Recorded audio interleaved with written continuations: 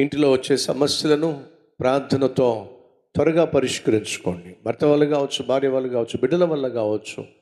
ఏదైనా సమస్య వస్తే నిర్లక్ష్యం చేయకండి. మీ అమ్మ ఏదైనా వచ్చి, అమ్మ నీతో ఒక విషయం మాట్లాడాలి అని చెప్పి ఒకవేళ చెప్పే ప్రయత్నం చేస్తే సమయాన్ని ఇవ్వండి.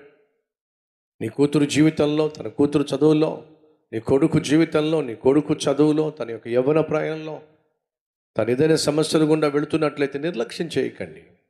ఆ సమస్యను అడ్రస్ చేయండి. ఆ సమస్యను అర్థం చేసుకోండి. ఆ సమస్యను తీర్చడానికి ఖచ్చితంగా సమయాన్ని కేటాయించండి. నా కూతురు చిన్నపిల్లేం కాదు, దానికి అన్నీ తెలుసు అనే భ్రమలో జీవించకండి. నా కొడుకు చిన్నపిల్లడేం కాదు, వాడికి అన్నీ తెలుసు, వాడి సమస్యలు వాడే తీర్చుకుంటాడు, దాని సమస్యలు అదే తీర్చుకుంటుంది అని చెప్పి భ్రమలో జీవించకండి. ఇంటిలో తలెత్తే సమస్యలకు తప్పనిసరిగా సమయాన్ని కేటాయించండి. అది అత్యవసరం.